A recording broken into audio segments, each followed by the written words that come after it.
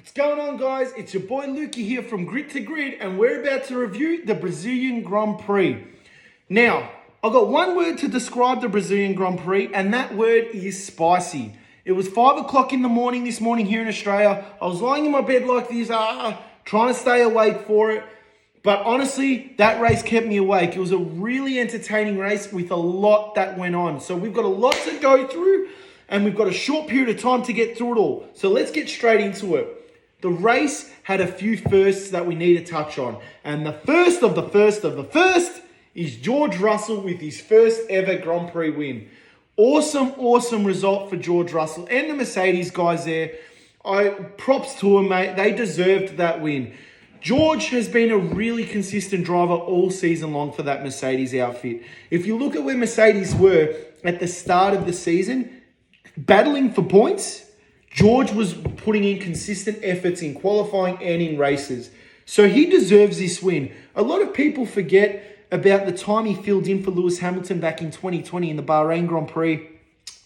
George Russell had a phenomenal qualified second. Mind you, he was already racing for Williams that year, comes in for that one weekend, nearly out-qualifies Bottas, jumps the start perfectly, hits the lead, dominates the race, but then a few issues with some pit stop errors and then a puncture costs him a guaranteed win back then. So George deserves this win, and I give full credit to him and the Mercedes guys. They have fought super hard, like I said, all year, considering where they were at the start of the season fighting for points. Now, as the season's gone on, they've then progressed to fighting for podiums. And in the second half of the season, they've been fighting for wins more consistently. And now they've finally gotten the win. Now, it wasn't just George's first win of his career. It was Mercedes' first win of the season for them. As well as that, it was obviously their first 1-2 of the season as well. Talking about that, though, there's still one more thing to play out with the final race of the year, and that's Lewis Hamilton's record.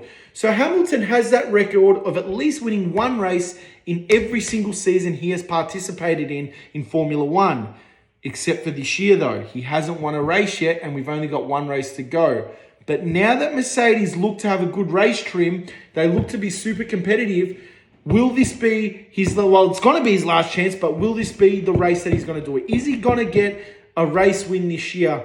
I'm not too sure how Mercedes are going to go there, but I'll be really intrigued to watch. It's definitely something I'm looking forward to seeing because I love those types of records, so I'll be really curious to see how he goes. But back to George Russell, though. He had a few obstacles throughout the race. You know, he drove super well in qualifying, drove really well in the sprint race, obviously won that, and then pretty much led the race comfortably all race. And then even late in the Grand Prix when Lando Norris's car had to retire, and the safety car came out, Russell pretty much he just stayed super calm and he was able to just, be composed.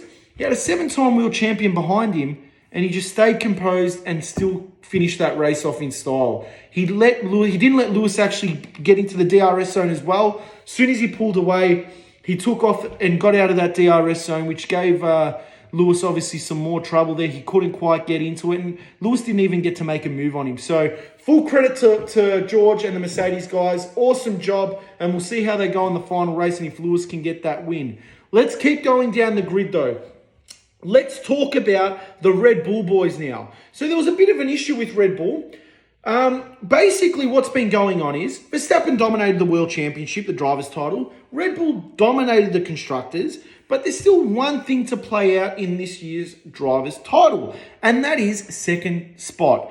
Right now, Perez and Leclerc are fighting for second position in the Drivers' Championship.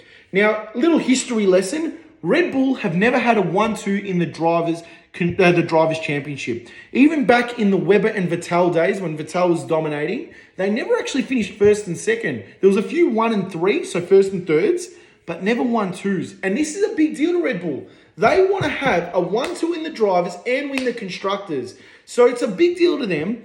And they were kind of nowhere throughout the race. They really didn't have the pace all weekend. Verstappen made a clumsy move on Lewis, and he ended up getting a 5-second penalty for that. My opinion, though, I thought it was a racing incident. I didn't believe it deserved a penalty. Anyway, but he ended up getting a 5-second penalty, pushed him right down the order, and he slowly fought his way back through the grid, Verstappen did. And it got towards late in the Grand Prix where Perez and Verstappen were sort of battling each other, and Perez let Verstappen through because Red Bull said, look, Verstappen, go and try and get Alonso, who was sitting up in 5th at the time. If you can't get Alonso, you're going to give the spot back to Sergio because he needs the points to try and beat Charles. Now, Leclerc was sitting 4th. So Leclerc was ahead of Perez at this stage of the race. So he was obviously going to outscore Perez. And it's going to make things a little bit harder for Sergio to come second. So the race finishes. Verstappen doesn't catch Alonso. Red Bull then asks Verstappen, listen, give the spot back to Sergio now for the championship. Verstappen doesn't do that. He didn't do that. His radio message to them was, I don't need to give you a reason for this. I'm not going to do it, and I'm not going to give you a reason. I have my reasons, and I'm not going to do it.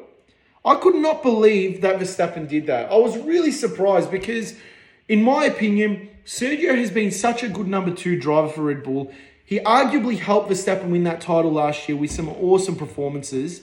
And this year as well, he's done an awesome job for him. So to see Verstappen play some salty games like that, it was really disappointing in my eyes. I don't think it was deserved. Sergio's been such a good driver for them, and I think, Verstappen's got the title wrapped up. He's won. So it's not like that was for a race win either. It was for friggin' 6th and 7th on the finishing position. So it was just really strange. There's definitely going to be a lot to come out of this. I know Sergio was super disappointed after that. When he heard what Verstappen had said on the radio, Sergio was so upset about that. He just didn't understand why Verstappen would want to play those stupid games. And,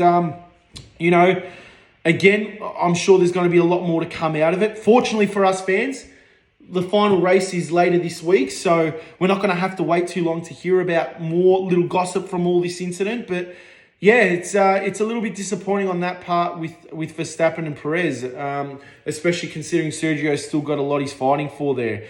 But enough about Red Bull. Let's keep going down the order. We got Leclerc and Sainz, 3rd and 4th. Solid result for them.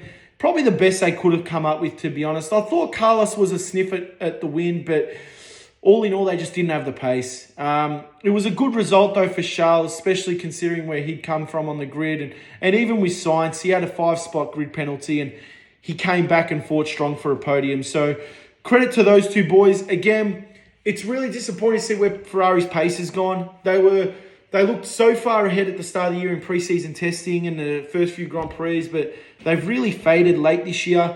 So I'm really hoping, like I touched on earlier, competition is key in Formula One.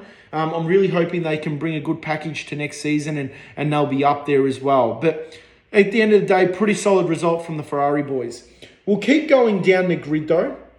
Let's talk about the McLaren guys. A few things to touch on here.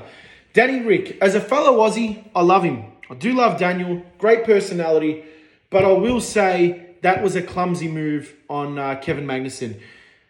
So early in the race, didn't need to be done, and essentially Daniel has paid an ultimate price because he was out of the Grand Prix, and now he's also been given a 3-place grid penalty for the last race of the season this weekend coming. So he needs this break. He needs to have some time off, Daniel, and I'm hoping we'll see him on the grid in a couple seasons' time, because age is just a number. But, unfortunately, he's really not doing too well. And I thought that was just a really clumsy move. Talking about age is just a number, though, leads me to my next man that I want to talk about. El Plan, Fernando Alonso. What a gun. What an absolute legend. This guy started P18, okay, and finished P5. Phenomenal race from Fernando. He has driven so well this year. He's been robbed with some poor reliability throughout the season. But my God, is he driving well. And this goes to the point of age is just a number. In sport as a whole, there's this stigma that once you get past a certain age, that bracket's normally 35, you're kind of winding down now. You should be done. Alonso is dominating. I'm going to tell you this right now. If you put Fernando in a strong performing car, he will be winning races, no doubt about it. He's one of the strongest drivers on the grid for sure. So get rid of this, once they get past a certain age, they're done. No, that is completely bullshit, all right? I know Kimi was sort of going through the motions the last, few seasons he was in Formula One. I love Kimi, huge Kimi fan. But that was nothing to do with his age. He just accomplished everything he wanted to accomplish and he didn't care anymore. He was just enjoying racing. Alonso is a high-performing Formula One driver that can be winning races and championships if he's in the right car and he's in his 40s. So guys like Vettel and Ricciardo, don't think now they're too old, get rid of him. No. Vettel especially is driving super well as well. We'll touch on him in a sec. But Alonso, awesome drive, P18 to P5. Fantastic there. But let's get on Seb as well. Seb was really unlucky. I thought he drove such a strong race all day yesterday. But then late safety car caused by Lando Norris really shuffled things around. And he ended up getting pushed down to 11th. I don't know how the hell Lance Stroll beat him for a point. Because, off topic, I hate Lance Stroll. I don't give a shit. I do not like him. I've met him. I think he's an arrogant, entitled little rich boy. Straight out, that's what I think he is. I don't like him, all right? I've met Latifi a couple of times as well. And I know these paid drivers, they've got this stigma. Latifi's a cool bloke, man. He's a laid-back, cool guy. I know he's rich. He could buy friggin' half of Melbourne. But he's a good bloke. Lance is an entitled little rich boy, and I just don't like him. And to see him beat Vettel this morning made me sick because Vettel dominated and kicked his ass in the whole race. And then I don't know how the hell friggin' Lawrence Stroll managed to manipulate some strategy bullshit to put Lance ahead of him. But really disappointing to see there. I love Seb. He's got one more race to go, so I hope he does well. I wish him all the best for that. The last one I want to touch on, though, Valtteri Bottas. Alfa Romeo was another team like Ferrari where they looked really strong at the start of the season and then seemed to fade away.